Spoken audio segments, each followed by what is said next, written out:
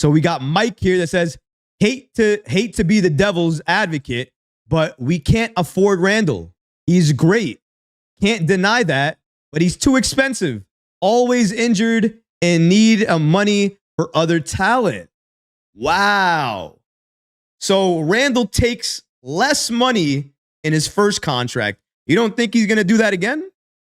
Now, I understand that some people say, well, he went to WME and he came back to CAA, so that probably means that he's going to get paid this time around. I mean, sure, you could say he's going to get paid, but Ian Begley, SNY NBA Insider, he predicts he's not even going to get an extension this offseason. And I think a lot of us understand that Julius Randle, this is really his last year, if he has a fully healthy year, goes into the postseason, to really show out and do what he needs to do. Because if he lets us down again, fully healthy, with this Knicks roster as loaded as it is, with the pieces around it as we have, we're not going to be able to say anything else. We're not going to be able to say this or that or try to protect them. It's going to be what it is. And once that's the case, you're going to have to talk about trades at that point in time. So it's not like I'm saying Randle is off the table in terms of trades. There's just not a trade on the table right now that makes sense to trade Randle for. Maybe, yes, in the long-term scheme of things, it makes sense to trade him to get your future or get something to build with that you can turn into a contender, even though I'd make the argument that with Randle right now, fully healthy, we are a legit contender. But despite that, yes, if that player is available, you trade Randle for that. I said early on in the show, if Giannis Antetokounmpo is available or a player like that at his level is available, I'm considering trading everything to get him because I'm not playing stupid here. I know what players are going to make this team better, not really help this team, and not really do anything, not move the needle, and we're just giving up assets to give up assets. That would be Paul George. Giving up assets for Paul George makes no sense. None. Because he does nothing. And I know, skill set, all this other stuff. Tell me how many games he's going to play. That's all I'm saying. It's all about availability and fit. We have to understand that at times. I get it. Randle gets a lot of hate. A lot of people want to trade him. But just tell me who you want to trade him for. Because the player you want to trade him for, I guarantee he is not available. Not now, and maybe not ever. Let's keep it going. News from everywhere, too, says, how can Randle help the Knicks? Trade him. Oof. How can Randle help the Knicks? Well, let me answer that question very easily.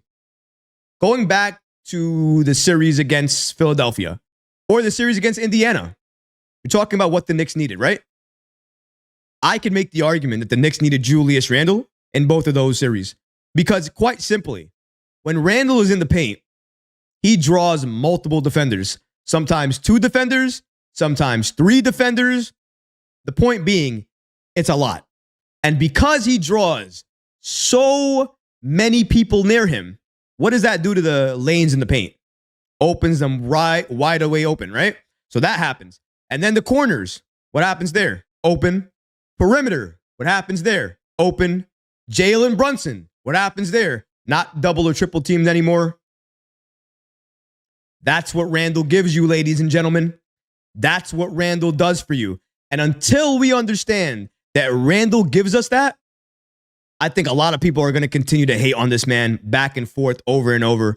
But for me, Julius Randle is one of the keys to this team. And he always has been. And until a Giannis or other players on the table, when you're talking about trades, there's no point in talking about a trade with Julius Randle at this point.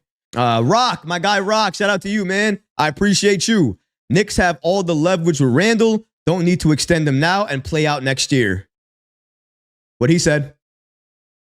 What he said.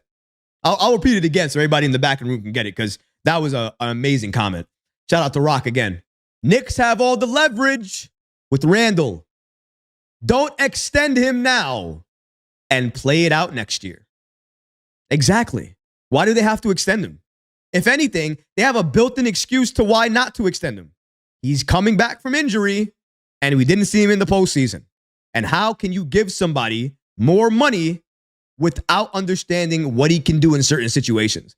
Now, if he wants to take another discount, I'm sure the Knicks would probably consider it at that point, but I'm sure he doesn't want to do that. And I'm sure one of the reasons he joined CAA again is to get paid. He didn't come back to CAA not to get taken care of by the family. So So he's going to get taken care of in one way or another. But it doesn't mean that he's going to get paid from the Knicks. It doesn't mean that that's going to happen. Again, we have a full year before we have to even consider a Randle trade. Randle trades right now make no sense to talk about. There's nobody legitimately available that would make sense to trade Randle for. No one. Especially not Cat, by the way. Not Karl Anthony Towns. I don't want to hear that. What do you think OG's deal ultimately looks like? Great deal. Amazing question. I think OG Anunoby gets around $35 million a year over 4 years. They likely build in some injury protection into his contract. They're not just going to give him the contract without anything to protect them there. They're definitely going to put that in there. And I'm sure that was talked about at some point when they made the trade. I think that he's going to test free agency. I definitely think OG Anunoby is going to do that. But I think it's only to understand his value. Now, if his value, let's say, is at $45 million, do I think that the Knicks will have to pay him $40 million? Yes, absolutely. I don't think they'll have to match it, but they'll have to come close. So if he gets $40 million and the Knicks don't want to give him 40, they might come into 35. I think that's the type of discount he's going to get. That's the main reason you explore free agency. You look at your value, and then when you know it, you know when you're in negotiation talks, all right, I want to stay here, and I don't mind taking a little bit less to stay here. And if you're taking a little bit less, $5 million less technically is a little bit less. So I can see OG Anunoby doing that, staying with the Knicks on that. A lot of people may not like that amount. They might want him on a 30 million a year or 28 million a year. The reality of that is that's just not possible anymore. Maybe 4 or 5 years ago it was, but not anymore. If you look around the league in terms of wings and their skill set and their impact is huge here. When you factor all of those things together, he's owed around 30 to 40 million per year annually. That's just the market value.